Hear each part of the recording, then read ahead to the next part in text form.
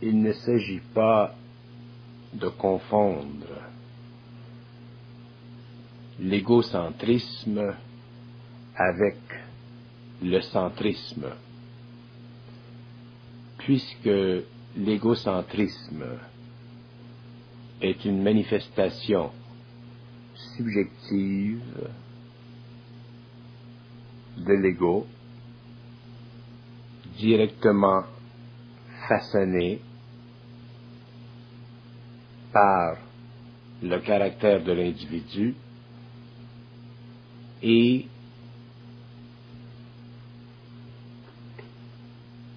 puisant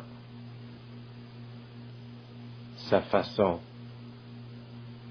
sa couleur, sa manifestation dans le tempérament de l'individu. L'égocentrisme est un manque de maturité. C'est une incapacité naturelle de ne pas pouvoir se mettre dans la peau des autres, de ne pas pouvoir voir une situation d'une façon objective, hors de soi-même. C'est une incapacité d'être vraiment humain dans le sens universel du terme. L'égocentrisme trouve sa place chez l'homme parce que ce dernier n'est pas conscient de la force, de l'intelligence, de la conscience en lui qui essaie d'égaliser son rapport avec les hommes sans pour cela lui enlever l'intimité du rapport qu'elle a avec lui-même. Le type égocentrique ne parvient jamais à pouvoir déceler chez les autres certaines vertus qui feraient de lui un être plus aimable, plus respectueux des autres, plus égal aux autres dans la conscience universelle de l'homme. Le grand malheur de l'égocentrisme, ce n'est pas qu'il empêche l'individu d'être vraiment un homme, un être possédant le pouvoir de communiquer, d'étendre vers l'extérieur de lui-même les facultés créatives de sa conscience, mais plutôt le fait que l'être égocentrique est incapable de voir le monde autour de lui tel qu'il est, parce qu'il est lui-même trop aveuglé par une fausse conception de lui-même fondée sur un rapetissement constant de sa perspective vis-à-vis les autres. Il y a dans l'égocentrisme différentes formes d'immaturité. Par exemple, il y a l'immaturité de l'amour, l'immaturité de la connaissance, l'immaturité de l'intérêt envers les autres, l'immaturité de la perception des autres, l'immaturité de la perception réelle de soi-même. Autrement dit, l'égocentrisme est une manifestation chez l'homme de l'immaturité de l'homme. Toute maturité demande qu'un individu puisse égaliser ses rapports avec les hommes afin de former, dans le milieu où il évolue, une société égalisante dans la mesure où chaque individu a le respect de l'autre sans pour cela être égal à l'autre en faculté créative. Par contre, un être centrique, un être conscient, un être qui réalise en lui la pulsation de cette conscience intelligente et de cette conscience qui égalise les rapports entre les hommes en vertu de la loi universelle de l'homme, permet à l'individu de se réaliser pleinement dans son pouvoir interne, tout en respectant pleinement le pouvoir, la capacité de réalisation des autres autour de lui. L'être centrique ne cherche pas à diminuer ses rapports avec la société, avec son entourage, mais plutôt cherche à égaliser constamment ses rapports afin de créer dans sa vie personnelle une ambiance qui génère constamment une nouvelle forme d'énergie afin de permettre que l'interaction entre lui et les hommes soit une interaction qui cherche de plus en plus à s'épanouir et à devenir créative. L'être centrique ne cherche pas à conditionner son environnement selon des prétextes psychologiques faisant partie de sa nature subjective. Au contraire, il essaie de renouer constamment des valeurs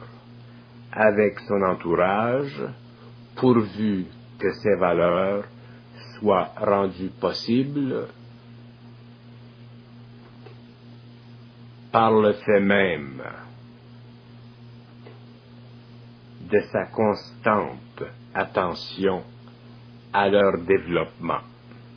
Par contre, si ces valeurs ne sont pas possibles, l'être centrique se retire et réorganise sa vie en fonction d'autres possibilités qui existent en lui. Si nous retournons un peu à l'égocentrisme, nous découvrons que l'être égocentrique n'a de yeux que pour lui-même, tandis que l'être centrique n'a pas d'yeux pour lui-même, mais il a des yeux pour voir autour de lui-même si les rapports entre lui et la société revêtent un caractère sain, un caractère équilibré, un caractère où la créativité peut être engendrée. Là où l'être égocentrique éprouvera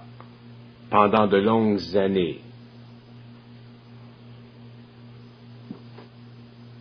un certain dédain pour les autres, l'être centrique cherchera constamment à établir entre lui-même et les autres un rapport de communication, un rapport d'équilibre qui servira à la fois à la vie vécue par lui-même et à la vie vécue par ceux avec lesquels il sera en contact.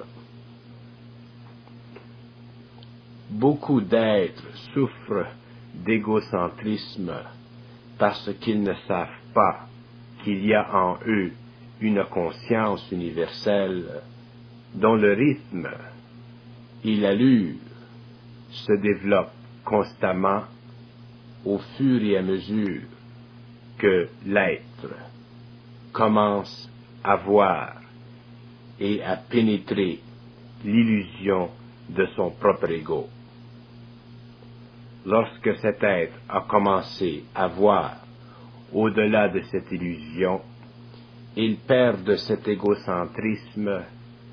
et acquiert petit à petit une autre forme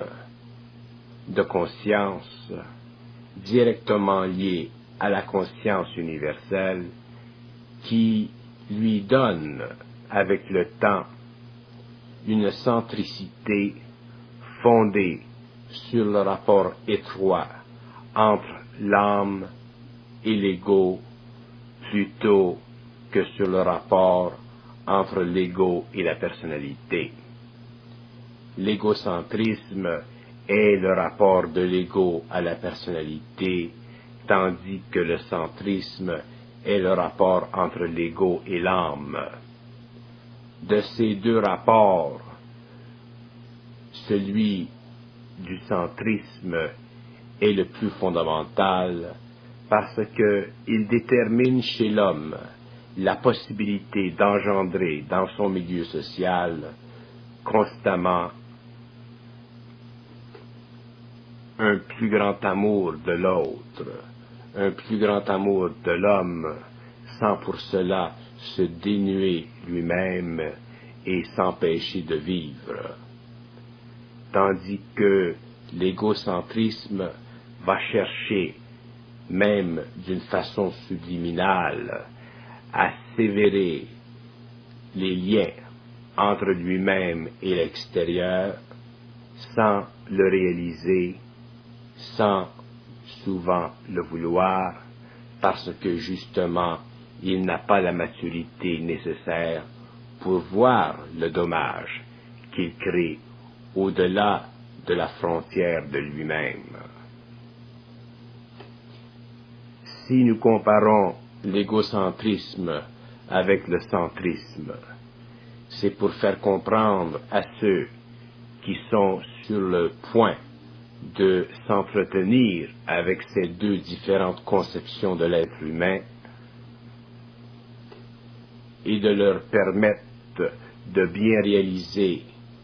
les nuances de la différence de ces deux états d'esprit. Là où l'égocentrisme dirige l'organisation psychologique de l'être, le centrisme organise la psychologie de l'être.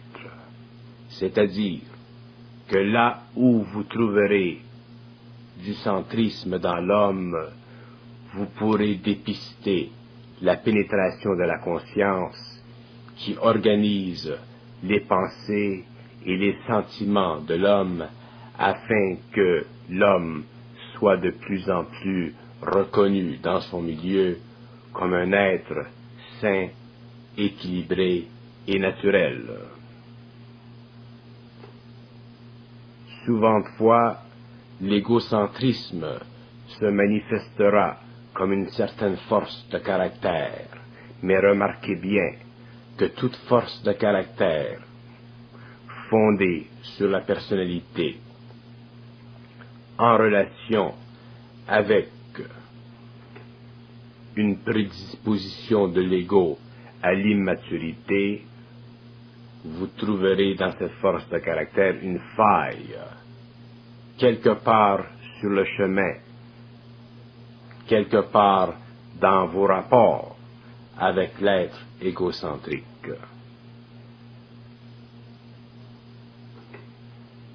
Et cette faille,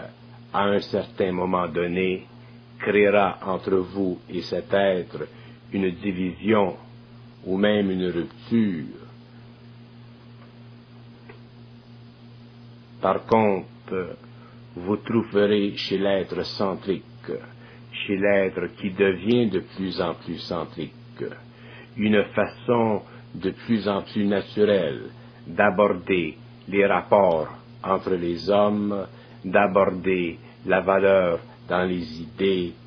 d'aborder la conception du monde. Et vous verrez que l'être centrique n'est pas réellement un être subjectif, mais un être objectif dont la conscience grandissante devient de plus en plus l'enveloppe de la personnalité et de l'ego. À partir du moment où vous saurez reconnaître chez l'être centrique la qualité supérieure de l'homme conscient, il vous sera de plus en plus difficile de trafiquer avec l'égocentrisme humain parce que vous aurez découvert dans cet être une qualité universelle qui appartient de droit à tous les hommes, pourvu que ces hommes soient conscients d'une plus grande dimension en eux que la simple subjectivité fondée sur l'apparence de la personnalité et l'aspect concret du caractère. Pour déceler la différence entre le centrisme et l'égocentrisme, il faut soi-même être avisé de l'existence de la réalité du centrisme en soi. Et lorsque nous avons perçu un peu, même seulement un peu, la réalité de cet état d'esprit qui est en réalité un état d'âme, il nous est impossible de ne plus pouvoir différencier entre ces deux états d'esprit, de sorte que tout contact éventuel avec d'autres êtres humains devient un contact différent, vu et perçu d'une façon différente, parce que justement le centrisme en soi nous a permis de déceler l'allure naturelle, objective de l'homme versus l'allure non naturelle de l'homme conditionné par sa personnalité et renfermé dans un ego qui ne peut voir au-delà de lui-même. Le centrisme chez l'homme n'est pas seulement un état d'esprit, c'est aussi un pouvoir de vie qui lui permet de vivre sa vie en échange avec d'autres, mais jamais contre les autres. Tandis que l'égocentrisme chez l'homme le force à cause du manque de maturité, à cause de l'impotence réelle du tempérament naturel de se manifester d'une façon consciente et d'une façon vitale, en règle avec les lois de la vie. De sorte que l'être égocentrique est incapable d'être parfaitement en équilibre avec les autres parce qu'il n'a pas encore trouvé en lui-même l'équilibre parfait. Bien que son égocentrisme puisse lui donner l'illusion d'un bien-être, l'illusion d'une maturité, l'illusion d'une autonomie, cette illusion est quand même fondée sur une personnalité qui n'a pas encore découvert les aspects réels de l'ego et la réalité même de l'ego conscientisé. Si l'être centrique doit un jour voir en dedans de lui-même que toute manifestation de vie passant par la voie de l'ego est une manifestation d'une conscience universelle, il devient évident à cet être que toute autre forme de manifestation de l'ego est subjective et doit être considérée comme étant une déformation de la réalité de l'homme, c'est-à-dire une infirmité du caractère réel de l'homme et du caractère universel de ce dernier. L'exploitation de l'homme par l'homme est fondée justement sur l'état d'esprit que nous nommons égocentrisme. L'exploitation de l'homme par l'homme est le refus de l'ego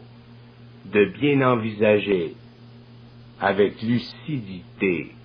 et précision le rôle dans la vie de tous les hommes, de sorte que cette incapacité multipliée à une très grande échelle sur une planète amène une civilisation, un peuple,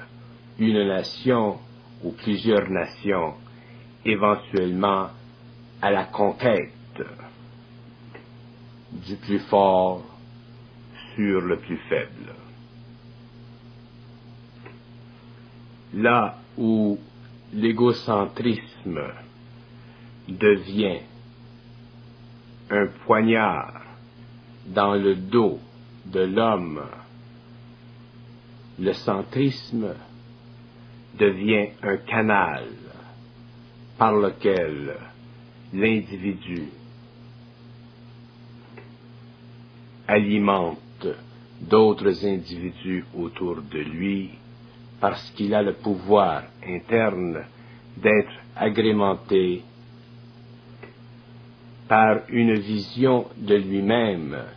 qui n'est pas faussée par des qualités qu'il se donne selon les ouï-dire de la société environnante. La conscience supramentale est la porte qui permet à l'homme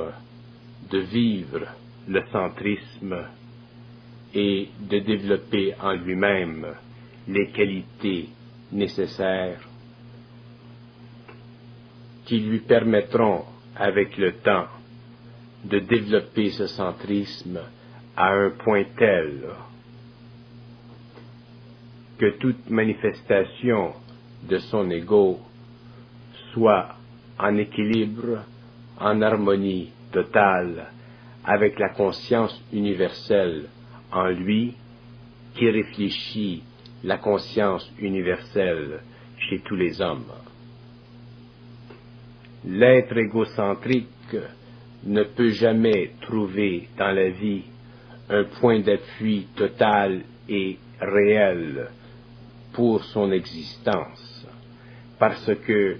toute formulation des désirs qu'il entreprendra de développer et de vivre manifesteront toujours une incapacité réelle d'intégrer ce qu'il est réellement avec ce qu'il croit être. Une telle situation, si elle s'aggrave au-delà des limites raisonnables de l'égocentrisme, feront de cet être éventuellement un être malheureux, un être seul, un être solitaire. Effectivement, là où il y a de l'inconscience dans l'ego, il y a de l'égocentrisme. Mais beaucoup d'êtres spirituels cherchent de plus en plus à se libérer de cette forme outrageante de la personnalité afin de se rapprocher de plus en plus d'une forme idéale ou idéalisante de leur potentiel. Il est à remarquer que ces êtres, bien qu'imbus de bonnes intentions, devront à un certain moment donné de leur vie réaliser que le centrisme ou l'absence d'égocentrisme est une faculté de l'âme permettant à l'ego de se réaliser pleinement dans la lumière de cette dernière à l'aide d'une personnalité de plus en plus harmonisée à l'ego. Là où l'homme entre dans l'erreur de l'égocentrisme, nous trouvons toujours deux aspects. Le premier aspect est évidemment l'absence de conscience universelle dans cet homme qui puisse lui donner un point de vue objectif sur lui-même, et deuxièmement, l'incapacité de cet être de réaliser qu'il y a au-delà de lui-même une autre réalité qui influe sur le comportement de l'ego sans que ce dernier en soit conscient ou sans qu'il ne le réalise. C'est lorsque l'ego a commencé à réaliser ces deux points qu'il commence petit à petit à perdre son égocentrisme et à réaliser qu'il y a au-delà de lui-même une réalité intelligente qui organise constamment son plan de vie en fonction des qualités et des défauts de la personnalité, afin que l'ego puisse, par expérience, devenir de plus en plus une force créative et égalisante dans la société. Cependant, le travail fait par les forces invisibles sur l'ego est constamment mis en échec par la personnalité de l'ego qui est aveuglée par les formes extérieures et intérieures de la vie dont elle ne comprend pas les lois et dont elle est souffrante. L'ego n'a presque plus de pouvoir de réalisation et les forces, les intelligences qui œuvrent dans les sphères ont beaucoup de difficultés à éclairer l'ego parce que ce dernier devient de plus en plus incapable de voir au-delà du mur d'acier qui l'enveloppe. De sorte que l'égocentrisme devient avec l'homme grandissant une formule naturelle d'exploitation de son existence qui le mène petit à petit vers les limites de la vie, c'est-à-dire vers les limites qu'il s'impose concernant les possibilités de la vie. L'être centrique, par contre, développe de plus en plus une affinité pour la réalisation infinie de la vie et pour la réalisation infinie des étapes de vie qui se situent au-delà du monde matériel. Malheureusement, pour l'homme égocentrique, il n'y a pas de porte ouverte vers l'infinité de la conscience. Et c'est pourquoi l'égocentrisme généralisé aujourd'hui dans notre société moderne est une forme d'incarcération souffert à la fois par l'ego et affligeant la personnalité. L'homme doit devenir centrique afin de pouvoir réaliser la différence entre ce qu'il était et ce qu'il peut devenir. Et c'est par le contraste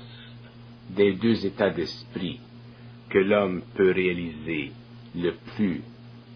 la différence fondamentale entre l'égocentrisme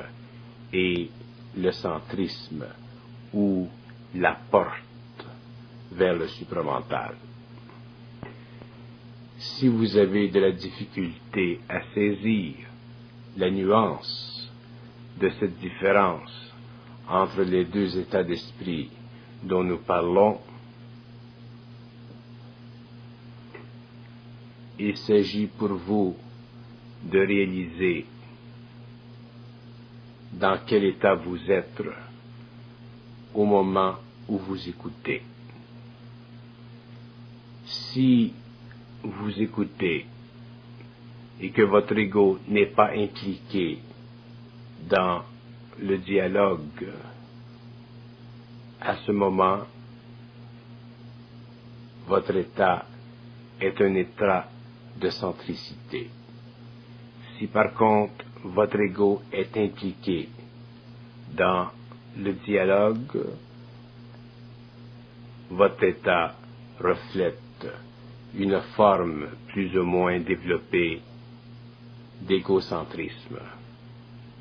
L'égocentrisme réfléchit toujours sur lui-même une situation de vie. Dans le centrisme, il n'y a aucune réflexion. L'être est tout entier, unifié dans la manifestation de vie, de conscience, et la réflexion que l'on vit sur le plan de l'égocentrisme est totalement inexistante. La règle de mesure fondamentale pour déceler s'il y a l'un ou l'autre, c'est la réflexion en soi-même lorsqu'une situation se présente à soi-même. La différence entre les deux états d'esprit est essentielle et doit être perçue précisément afin que s'engendre dans l'être une plus grande perception de l'objectivité de conscience qui émane de la pénétration de l'universel dans l'homme et de la réduction de la subjectivité chez lui-même. Lorsque l'homme a compris la nuance entre l'égocentrisme et le centrisme, il lui est possible alors de pénétrer petit à petit au fond de lui-même et de réaliser que les qualités dont il se croyait autrefois le porteur sont en réalité des manifestations de l'âme par le biais de l'ego, dans le but de permettre à la personnalité de découvrir son potentiel. Mais ces qualités demeurent toujours une énergie manifestée originalement à partir de l'âme et non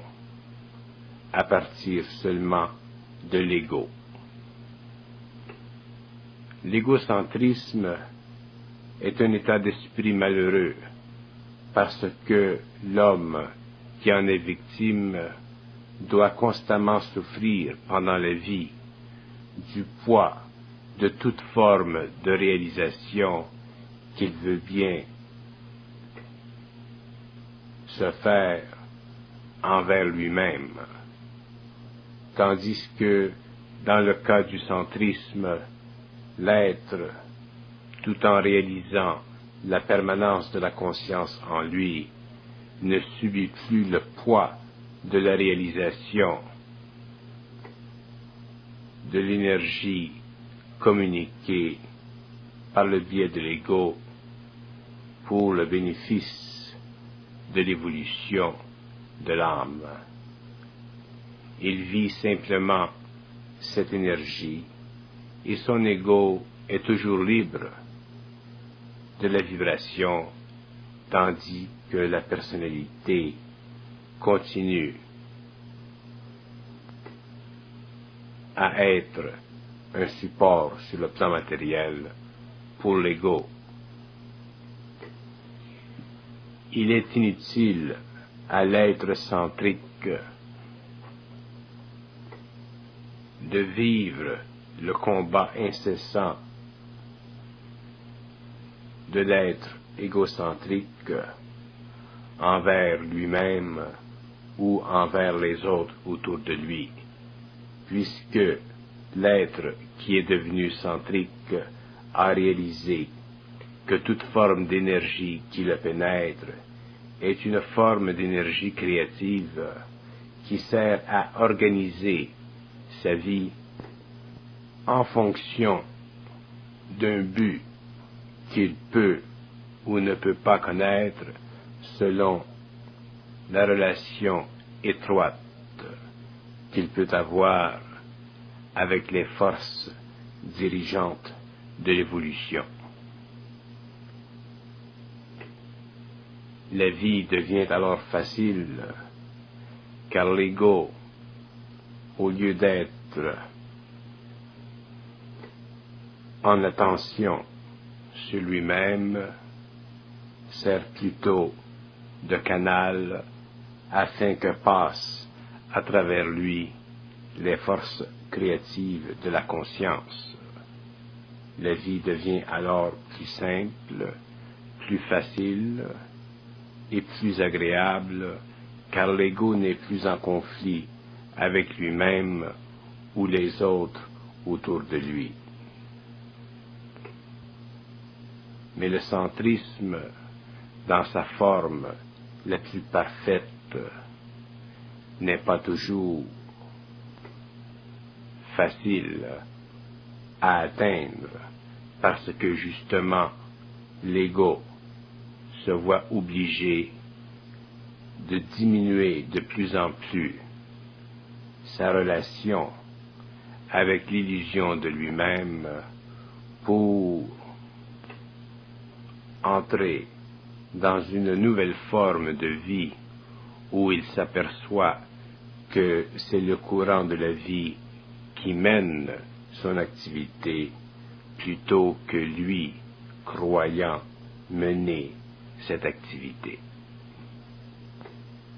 Là où l'égocentrisme cherche à dominer,